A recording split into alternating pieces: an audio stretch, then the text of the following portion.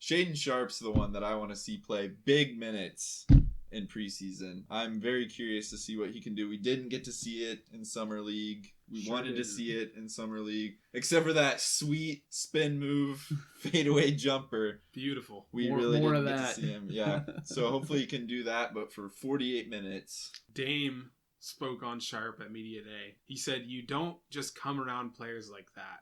So if the development happens, I really feel like he can become a guy that really changes our team, more so than anybody else on the team." What's up, guys? Welcome to From the Logo. Be sure to like the video, comment your thoughts below, and hit the subscribe button. Ring that bell. Ding! Like the moment of anticipation there.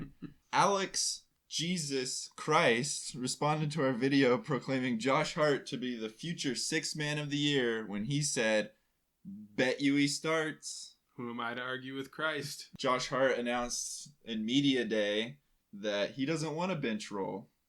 He wants to start. He should. Every player should want to start. Every player should be competitive. It's true. Speaking of NBA Media Day, it happened this week, and the NBA Preseason is right around the corner starting this weekend. The season is almost upon us. I'm calling all Blazer fans. It's going to be a fun one. We'll get to see Damian Lillard play competitive basketball for the first time in 2022. Going to be fun. There's a lot of things that we got to figure out about this team. I think that the number one question, as long as Dame's healthy, of course, is who's going to start at small forward? We already talked about it and gave our thoughts on our roster and kind of what we think is going to happen with the small forward You spot. think Nasir, he thinks Josh Hart. I don't know. I think Gary Nasir, Payton's going to close games. I don't know. Yeah, I think Nasir is suited to start better. Hart might be a better complete player at this stage in their career. I think Nasir would be the perfect glue in the rest of that. You'd rather have a more complete player coming off the bench, though. Exactly. I understand that take. Yeah, I definitely can see that perspective. I just think if you're in Billup's shoes, right, and you're looking at the pieces that you have and trying to put together a starting lineup that's going to get you off to a good start in the season, you're probably going to put out the players that you feel like are most complete and that are not going to mess up. Most talent on the floor. And that you trust, And that's not to say that he distrusts Nasir, but it's just he's seen Hart play a bit. He obviously got off to an amazing start for the few games that we saw him play last year. I think Billups is probably excited to see him play in a bigger role. Here's why I think Billups is leaning towards Nas already. He was quoted at Media Day as saying, "It's a three-guy race. Josh Hart, Nasir Little, and Justice Winslow." I don't think Justice Winslow is going to start. I think he's just throwing his name in there to kind of be nice. Not to say that Winslow won't play minutes. Winslow will be important. Yeah. Especially in certain lineups against certain offenses. Yeah. Exactly. But he finished by saying it's not about the best player. It's who plays best with the unit. I think I would say Hart is better than Nas right now. So I think Billups is already kind of laying the groundwork to be able to start. Exactly. Give a reason for starting this year. Or at least laying the groundwork to make it look like it's definitely a competition. Because I think most people probably know that Josh Hart is the more complete player right now. So if he just said it's about who's the best player, everyone's going to know that that's Josh Hart. True. This definitely leaves it open for debate and for competition. Joe Cronin was quoted in Media Day today saying that the only guy that won't be able to go in training camp is GP2, Gary Payton 2. But that does mean that Nasir Little, Shaedon Sharpe, both those guys should be healthy and ready to go.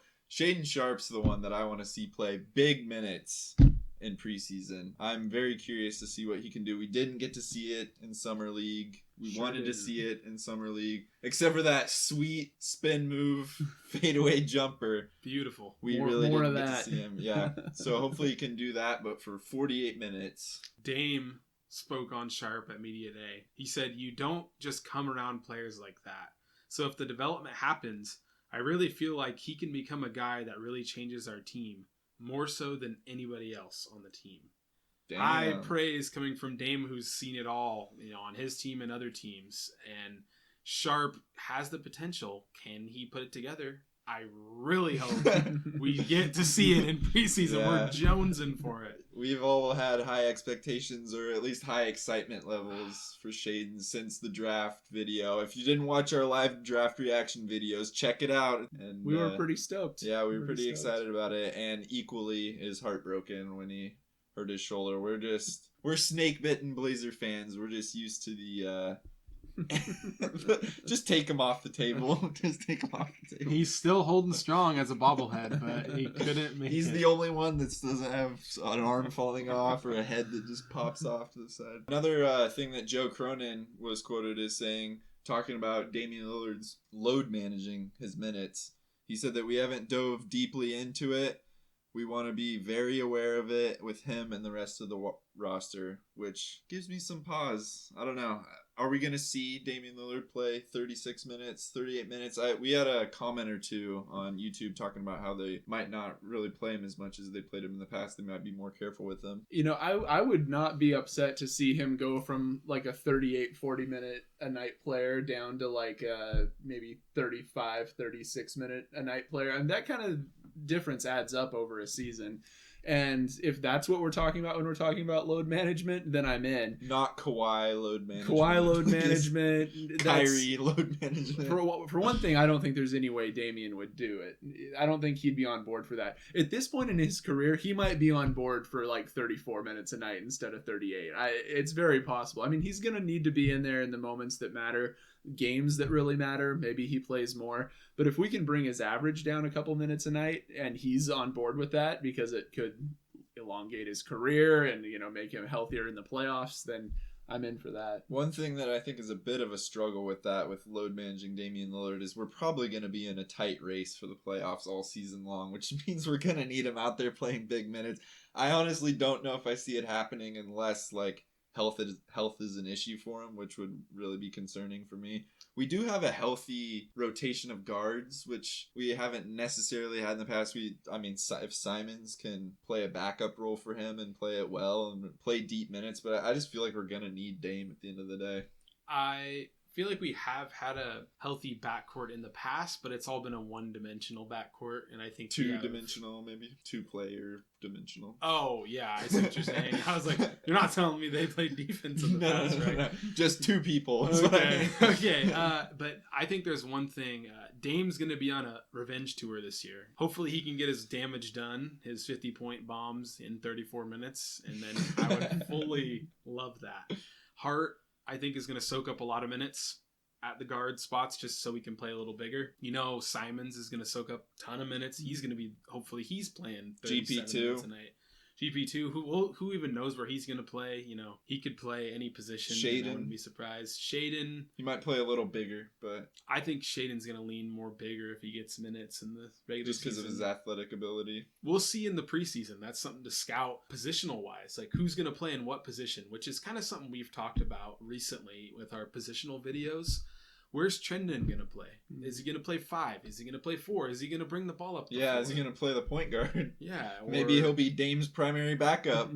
He could be. You never know. It depends on what they see in training camp. But I think those positional fits are definitely something to take note of in preseason, just to kind of see how Chauncey's thinking of playing each guy. And then even down the depth chart further, guys like Keon, he might be able to play some minutes. I mean, he played pretty good in Summer League. I liked what I saw from him. One thing that I'm hopeful for is that some of the younger guys like Anthony, like Shaedon, like GP2, that they might be able to soak up some of those minutes and at a high level that let Dame get from that 38 to 35, minutes a game. That could be a huge deal if Anthony is playing at the level that he thinks he's going to play at, because he's been quoted today as saying that his goal for this season is to be an all-star. He thinks all-star he can do potential. Yeah. We have a video about it. Check it out. It could happen. Yeah, it could absolutely happen. It's kind of an uphill battle. There's a lot of great players in the West, a lot of great guards. Yeah, Curry's penciled in. It's Dame's gonna might be there. It's a deep Booker. league.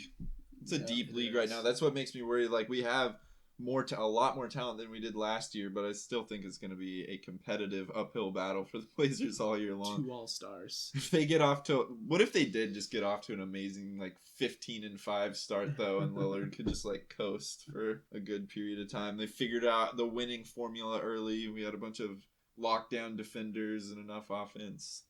Beautiful. I love it. Beautiful sight to see. One thing that we need to take a look at and kind of talk about more into the preseason is the big rotation. It's kind of a question mark after Nurkic and Jeremy Grant to see who's the gonna Eubanks suck up the train. minutes. Eubanks, I think he'll play situationally, but it's going to be really interesting to see as we go through the lineups with every other position what Chauncey does with the bigs, because there's some question marks after Nurkic. I can't wait to see the Corvallis armada of Drew Eubanks and Gary Payton too playing the center and power forward positions, just boxing out and dominating down low. They probably will. But Speaking of GP2, apparently Nurkic is pretty excited to get to play with him. Again, I guess they've had an opportunity to play together before. But he was talking a lot about chemistry. Nurkic was how he's very excited for the stability that it feels like is coming to Portland, and that he's very excited for the chemistry that they're already building. He thinks that like the lob threats that, GP2 and Jeremy Grant bring to the table are going to really change the team. And it's good to see him excited, because when Nurk's excited, it's exciting. Not to mention lob threats, Shaedon Sharpe. Yeah. I just thought I'd bring up. I can't wait to see that dude dunk in game. And not to mention rookie buddy, Jabari Walker. Yeah. We haven't even mentioned him. He's he- another potential big that could really help us out there. His thick double-doubles in summer league were fun to watch. I honestly think this preseason, to me, is more exciting than about the last 4. Just because you've got that promising couple young rookies. You got Watford, who's coming off the Summer League MVP. I mean, those 3 alone just coming off the bench, let alone the new pieces like Jeremy Grant. It's just gonna be interesting to see in this preseason and take note of all that kind of stuff. And kind of leapfrogging off that, who are your guys' players you're looking forward to the most watching? Or one player? I think I mentioned him already a couple times. Sharpe. Shaedon Sharpe, yeah. There's a lot of players, like you mentioned, Jabari and Jeremy and Josh Hart, and a lot of those guys I'm excited to see play, but none more than Shaedon. It's just we haven't got to see him play yet, so... I'm excited to see Blazer jerseys on the floor. But if I had to pick, Shaedon Sharpe's who I'm most excited for. But very excited to see Jeremy Grant too. I'm obviously excited to see Sharpe, agreed with that. But I really want to see the continued growth of Watford. Yeah. Just see what he brings with the whole complement of guys. Obviously, Jabari Walker too. But those are kind of the people I'm looking at outside of Sharpe, as I just mentioned, just because they all have potential and they showed it in Summer League. How is that going to translate to the big league? Shout out Trenton Watford. You're one of my favorite Blazers, man, honestly. So the first game is this next Monday, and it's against the Clippers, and it's coming to you live from Seattle, Washington. Pro ball back in Seattle. There's been rumblings that the NBA might announce that an expansion is in the works coming back to Seattle. It's coming!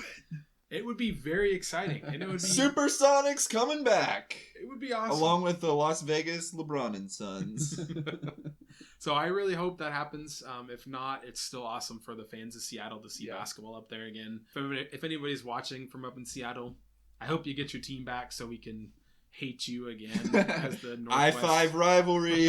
Those were good times, man. What player are you guys most excited for to watch this preseason? Comment below. Let us know. Thanks for watching from the logo.